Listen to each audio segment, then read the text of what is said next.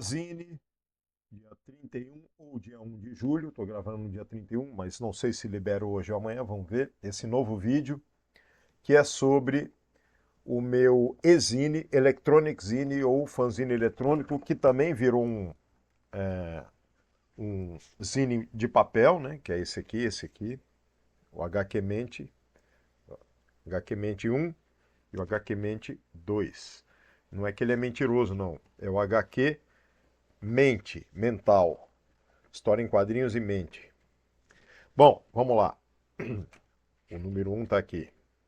Os originais estão aqui na minha mão também. Originais que eu falo. Os bonecos ou as bonecas. Nas regiões distintas no Brasil, na área da publicidade, quando você elabora uma revista modelo, que é a matriz, dá-se o nome de boneca ou boneco. Que é esse aqui, por exemplo. Você vê que as xerox estão todas coladas e as páginas montadas. Esse é o boneco original. E aqui a mesma coisa. E que está soltando aqui um pouco, tem as colas, e elas são mais grossas porque são as páginas coladas frente e verso num sulfite. E aí tem a cópia, as cópias aqui, né? Preto e branco, só a capa que é colorida, do um é só uma cor, preto com papel amarelo na capa, né? Aqui. E o miolo preto e branco. Esse aqui também, mesma coisa, só que a capa é colorida e o miolo preto e branco. Agora eu vou mostrar para vocês aqui a internet e vou explicando. É o seguinte, quando eu elaborei minha tese de doutorado, eu entrei em doutorado em 2002, saí em 2006. Do meio para o fim, eu elaborei o projeto baseado numa disciplina que eu cursei chamada A Mente e a Máquina. Ela foi ministrada pelo professor Frederick Lito, um norte-americano que vivia, não sei se ainda vive no Brasil, talvez ainda viva, digo trabalhe, né? Que esteja ainda trabalhando lá na USP. E dentro se eu não me engano, tinha uma escola do futuro na USP, eu não sei também se ela ainda existe.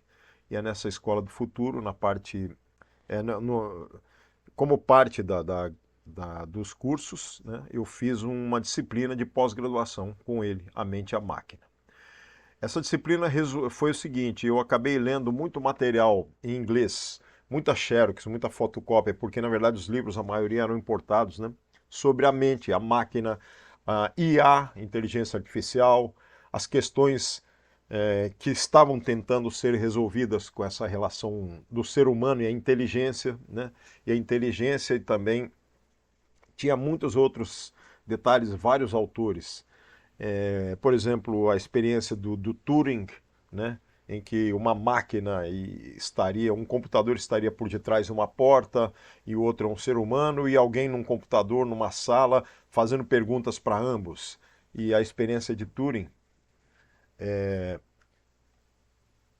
disse que essa experiência foi elaborada como uma teorização de que se um dia ambas as respostas do humano ou da máquina pudessem ser confundidas, você não conseguisse mais saber qual é qual, então você teria já chegado a uma inteligência artificial muito similar à do humano, algo assim, né?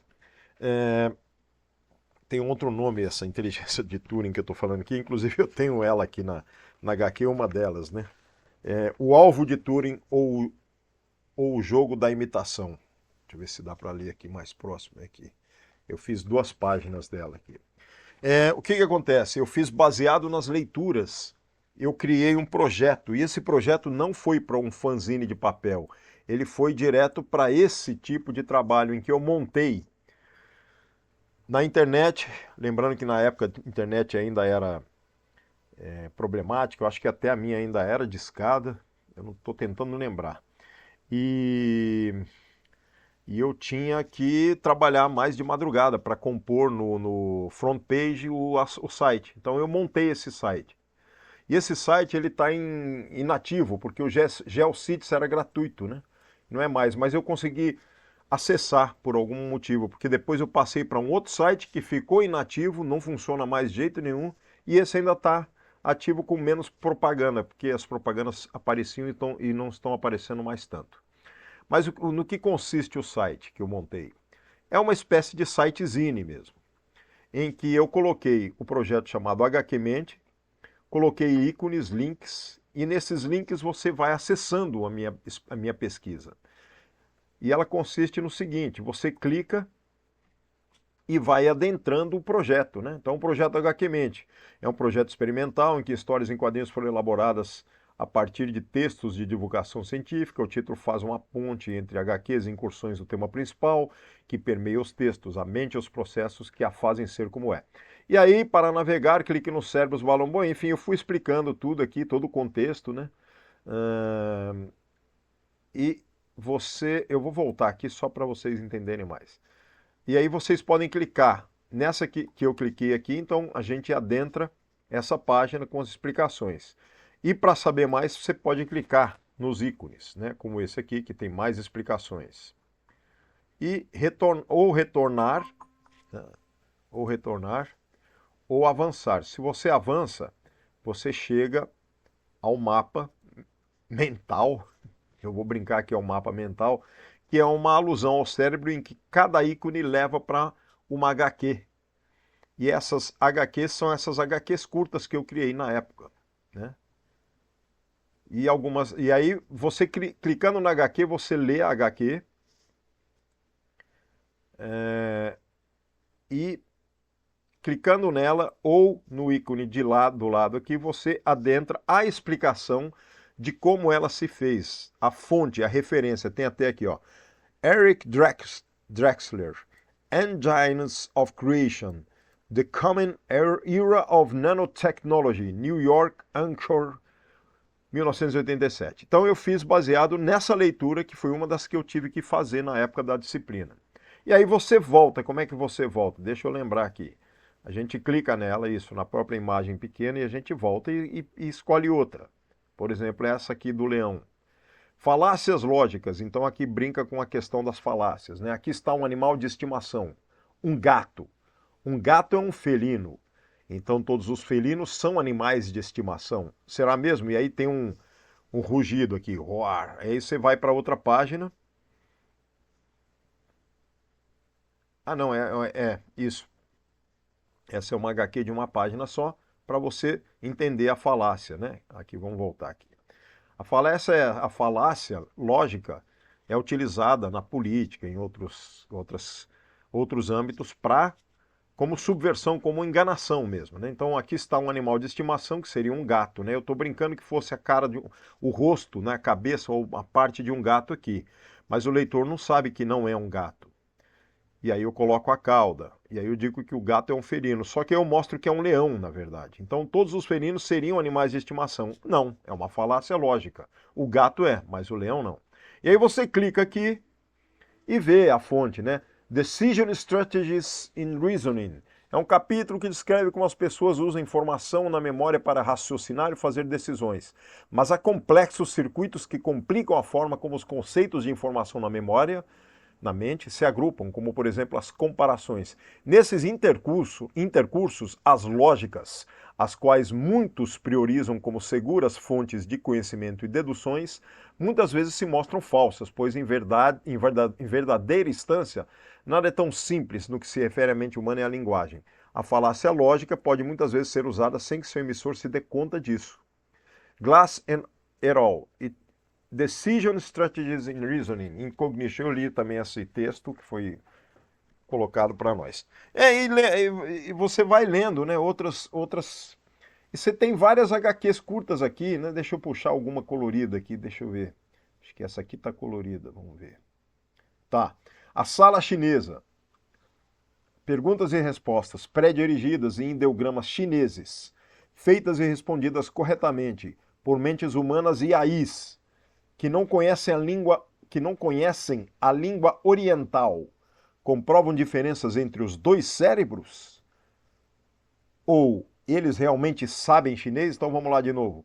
Perguntas e respostas que você dirige, no caso em ideogramas chineses, feitas e respondidas corretamente por mentes humanas ou por inteligências artificiais que não conhecem a língua oriental, as inteligências artificiais que não conhecem a língua oriental, comprovam essas diferenças entre os dois cérebros, ou eles realmente sabem chinês? Os dois cérebros aqui a que me refiro são o cérebro humano e o cérebro da inteligência artificial, né? Então, um aprendeu o ideograma, que é o ser humano, e o outro teve uma programação para isso. Mas ambos sabem chinês? Essa é a pergunta. E aí você clica de novo aqui e vai para a fonte e para a referência, né? Johnson expõe que a mente tem mais que uma sintaxe, ela tem semântica. Não faz ligações só, mas simbolizações. E por aí vai, eu não vou ler tudo aqui para vocês. Aí no final tem a fonte, né? In the Chinese Room, in Machinery of the Mind, que é um outro texto que a gente acabou lendo na época. E aí você vai lendo cada ícone para uma HQ. Eu tenho uma que eu gosto muito, deixa eu ver qual é aqui, deixa eu lembrar. Acho que é essa aqui. Acho que é esta. Ah, tá. Ambiguidade. A qualidade da imagem não está muito boa, porque na época o escaneamento e tudo mais era muito dificultoso para mim. E aí eu fiz o que pude, né? Bom, tá aí. Ambiguidade. Chegamos. Tem um jipe aqui chegando com pessoas e perto de um rochedo. Veja que ele é o rochedo ciclópico. Incrível, a natureza esculpe formas por vezes como se raciocinasse. Bem, eu acho que somos nós que raciocinamos e damos à natureza as formas ambíguas que vemos. É uma rocha, mas a vemos como um rosto mitológico. E aí, clica-se e os pensamentos podem ser ambíguos. Expressar e pensar não são totalmente distintos. Escrevi uma nota para minha irmã. Como compreendo o contexto da palavra nota nesta frase? A HQ ambiguidade parte deste pressuposto. E aí o texto, Context and Ambiguity, in the Society of Mind, é um outro texto que a gente acabou lendo, né? E isso aqui tem um pouco da pareidolia, mas eu não cheguei a citar porque na época eu devo ter lido esse texto e não ainda algo sobre pareidolia, que é algo muito parecido, né? Temos mais algumas HQs, eu vou pegar só mais essa que eu gosto, que essa eu já publiquei em alguns fanzines também. Informação e representação. A memória humana tem dois tipos de representações, análoga e analítica. A cognição é um sistema que abriga a organização de nossas habilidades mentais, percepção, memória, raciocínio, etc. A informação, que também é conhecimento, pode aparecer ao ser humano como diferentes códigos.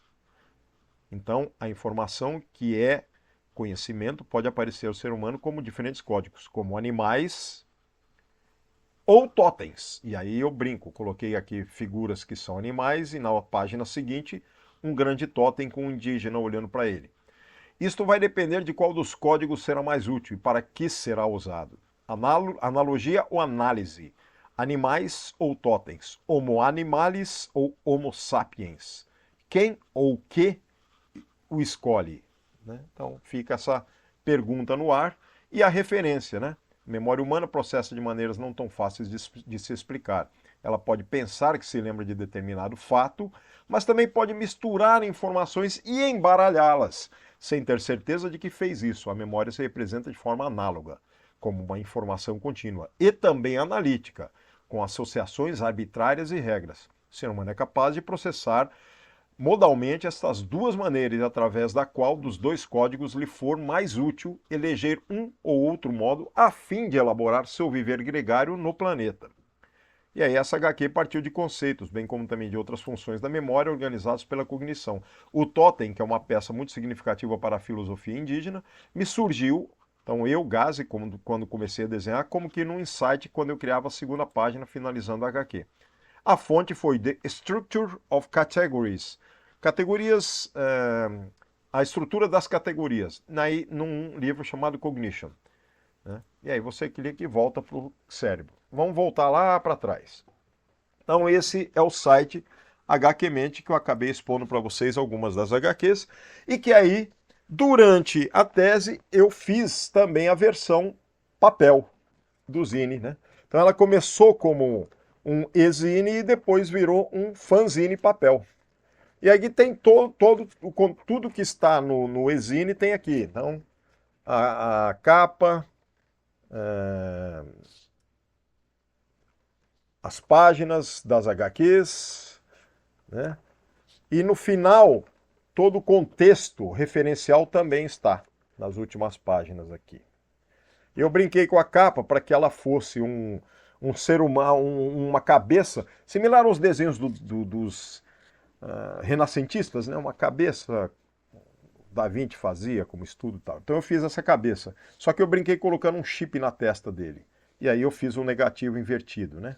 E aí na última capa fiz o meu cérebro balão mente. E aí essa versão ela tem aqui no site também. Não inteira, né? Ela está aqui só para mostrar que ela existe também na versão impressa. Bom, e eu, no final da tese, no dia da defesa, entreguei o HQmente 2. O HQmente 2 não é um e-zine, ele já foi direto como um zine de papel. Eu peguei algumas HQs que eu havia feito, estava fazendo, e cada uma delas eu coloquei uma resenha explanativa sobre como foi o processo criativo e a que referência ela alude, né? Então, é isso. Como essa última aqui,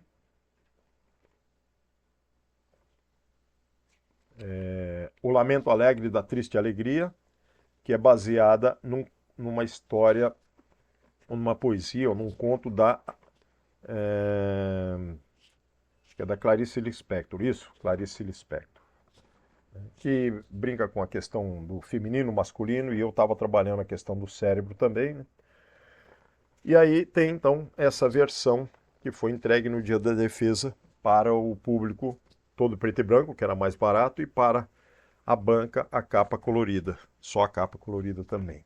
Então, como vocês podem ver, assim, tanto o HQmente 1, principalmente ele, como o HQmente 2, porque o HQmente 1, ele está inserido como um anexo, ou como um apêndice, na verdade seria um apêndice, porque é um trabalho. Agora eu estou confuso, sempre confundo anexo com apêndice.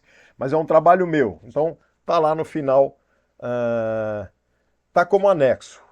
Talvez o correto fosse apêndice, eu não lembro, mas eu brinquei com um trocadilho. Escrevi o AH, exclamação, Nexus. Fiz uma pergunta. Anexos, né? E aí inseri o fanzine impresso HQmente 1 no finalzinho da minha tese. Vou deixar os links para esse site e vou deixar o link para minha tese para vocês consultarem caso queiram, né?